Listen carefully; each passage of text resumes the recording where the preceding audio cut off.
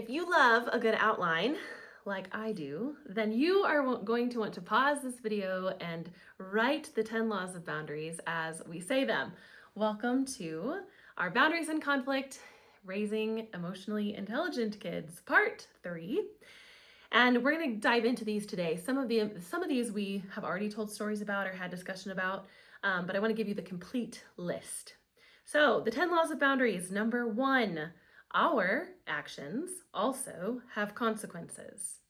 Number 2, we are responsible for ourselves and not for others. Number 3 is we do not have power over others. Number 4, boundaries do require a relationship that has mutual respect. Number 5 is we must have freedom to completely honor our own yes. Number 6, we need to understand the pain that boundaries may cause someone else. Number 7 is we need to take action to solve our problems based on our values and not obligation. Number 8, envy has no place in boundary setting. Number 9 is we must take active initiative. And number 10, laws of boundaries, is we must have emotional intelligence in our communication. So, we're going to break these down because that meant nothing. Well, I mean, it's a good list. Give us some examples. Yeah, so 4 of them we've covered quite a bit, so I'm just gonna say it again, but I'm not gonna go over it too much because we really have already. There's 6 of them that I think are still kind of new and nuanced, and so those are the ones that I'm gonna spend time on in this particular session. So we already talked about the fact that our actions have consequences, and in the Bible it would be talking about you sow what you reap, and that's in a positive and it's also in a negative. So you want to be really aware that you're going to reap consequences from whatever it is that you have sowed with whomever it is that you're trying to set boundaries on. If you've not set good boundaries and then you start trying to set good boundaries, you're going to get pushback for that. You need to accept that because that's human nature. People are going to push and see if it's really true this time. Number 2, we are responsible to each other, but not for each other. My mother, bless her soul, was an enabler to the nth degree. It drove me crazy as a therapist. I just wanted so badly for her to understand that she was sabotaging the health of her 2 sons, who I still call boys because they are in their 60s, but not really fully adult. They just said there's a lot of chapters they missed. You don't want to be an enabler. An enabler means that you cover for someone and you don't make them suffer the consequences that they have reaped based on what they've sown. There are really logical consequences that happen as a result of not taking responsibility or not doing the things that you need to do. And the other thing that my mother did, she just threw money at it. I mean, she was in real estate. She made pretty good money for a lot of years. And she had very little money, like physical money, when she died because she just had thrown money at it. And I just hated that because I really felt like they needed, my brothers in particular, needed to be adults. At 60, you would have that expectation. I think that's normal. And she just couldn't do it. And partly she couldn't do it. I mean, it was very complicated. My dad was a putz, and he either set boundaries that were stupid, like he'd make them clean their bathroom with a toothbrush, not the ones that they used for their teeth though. Although some really bad parents might do that. Or he would just completely ignore really bad behavior, like the time my brother stole a car. So it just... You grew up in a really healthy family. Yeah. Oh my goodness. If you come to the retreat, we're going to talk a lot about family adaptability and cohesion. It's a great topic, and there's a lot of offshoots to it. So I just really thoroughly encourage you to come and listen to those lectures. It'll be and there's tests involved, and there's things.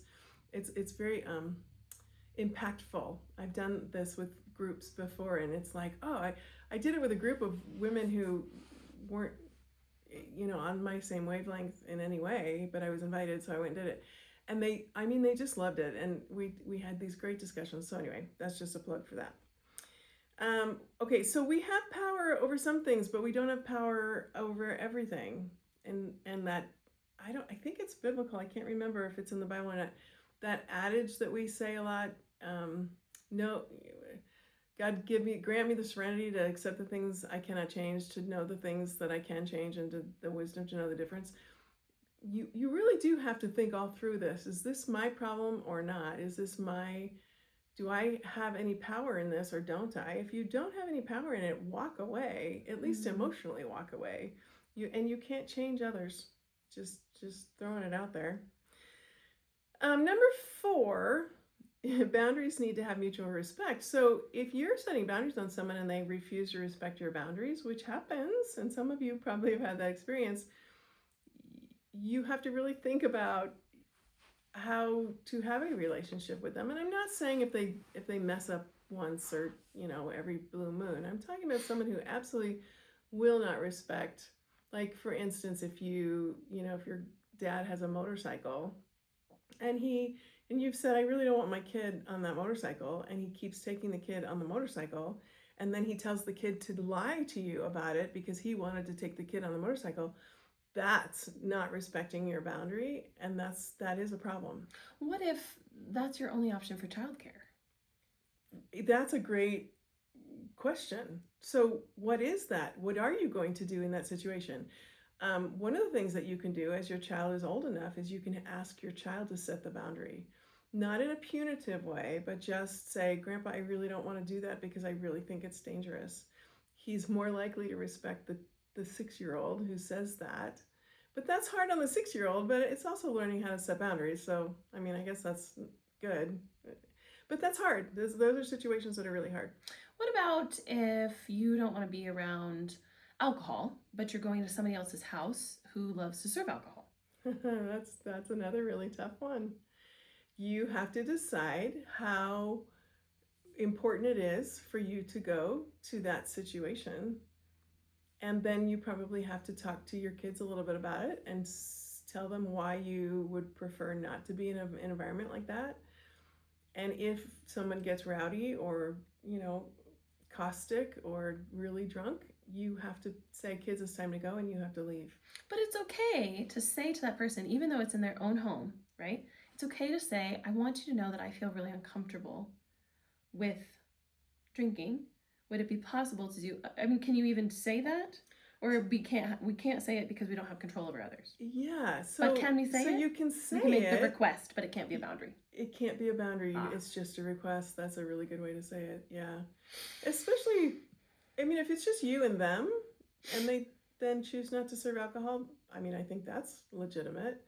But they might need alcohol to go through that situation, which is a whole nother topic. And so if it's there's gonna be 5 or 6 families there, or there's 50 people there, or whatever it is, you have to handle it some other way because you don't have control over others. Yeah. So the boundary is we're not coming. Yeah. Or the boundary is we're coming, but we're leaving if it gets out of hand. Yeah. Right? Right. And maybe both. Yeah. Right. For sure.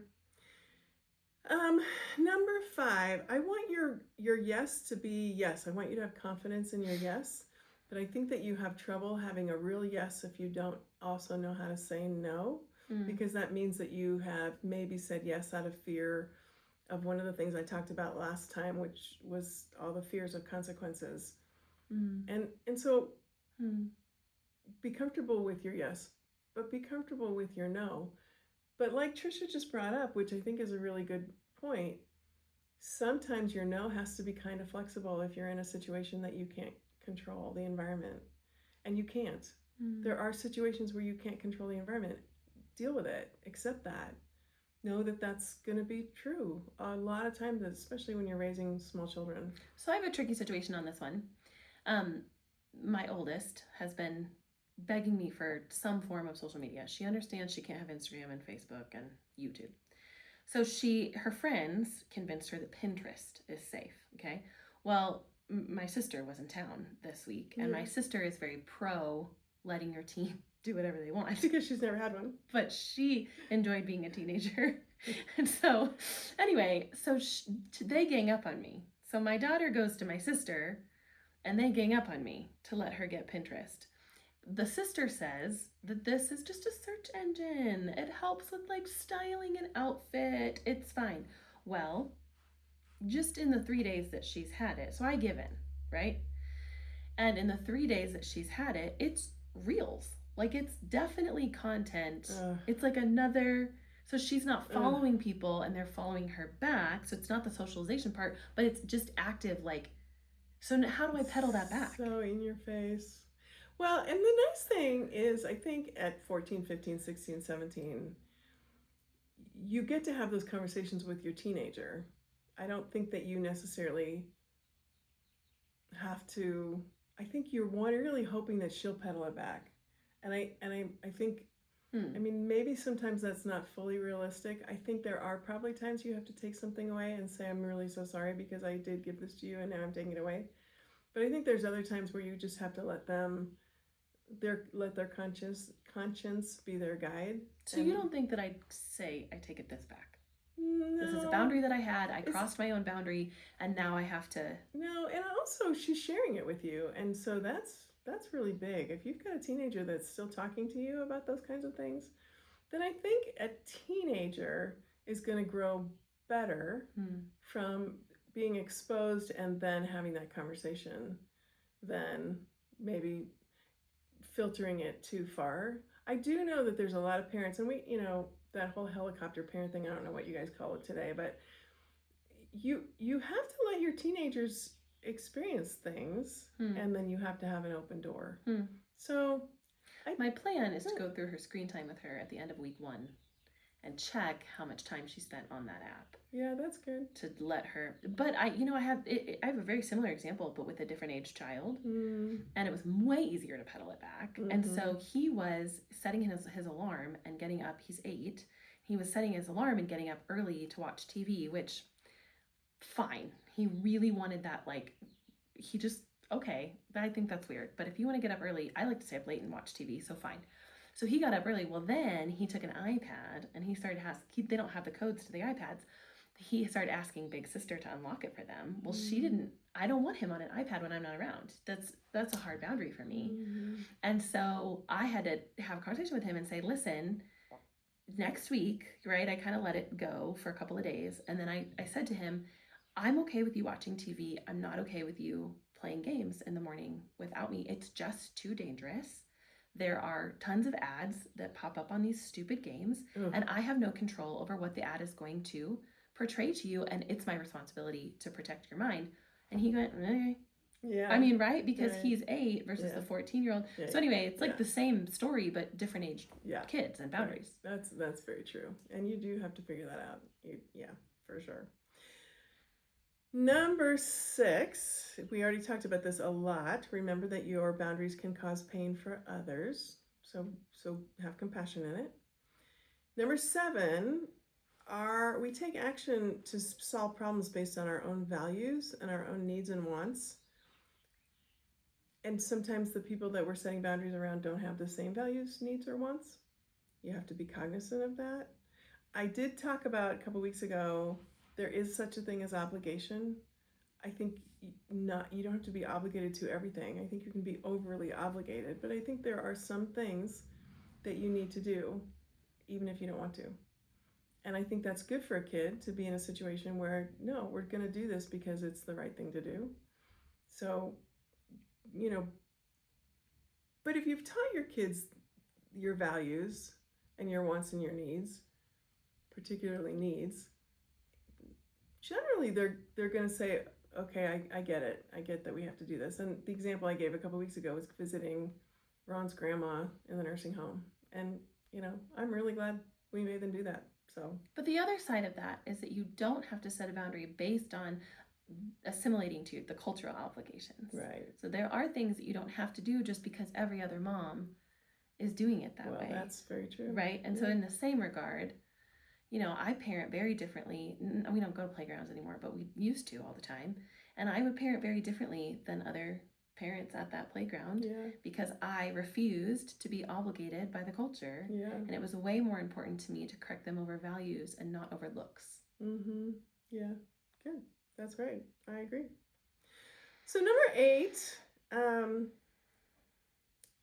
we talked a little bit about envy. You will never feel complete if you're focused on what other people have.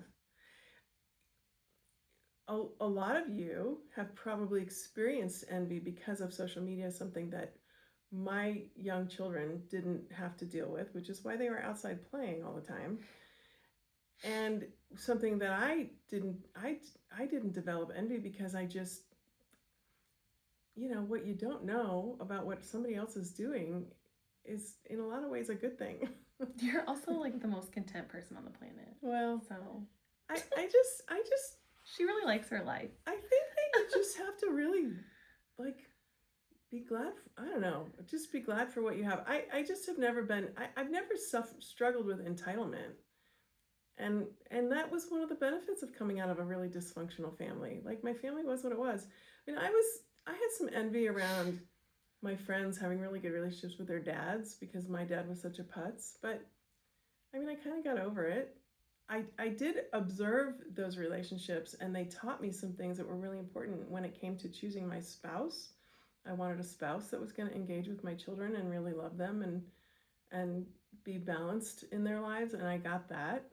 So, I think that's one of the reasons I don't envy my friend who had a good relationship with her dad, because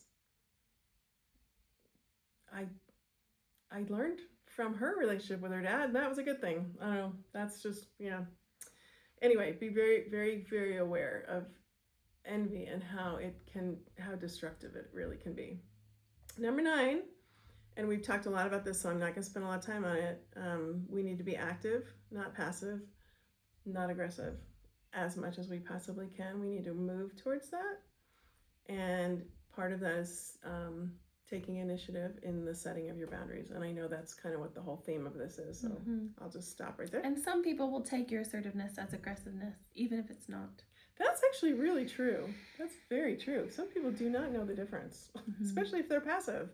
They think that anybody who sets any kind of a boundary ever is aggressive, and that's not true. And sometimes I will say, I'm not being mean, but I am being direct. Yeah. I had a boss like that, and he confronted me and said I was a bully, and I looked up the definition of bully and shared it with him right then and there.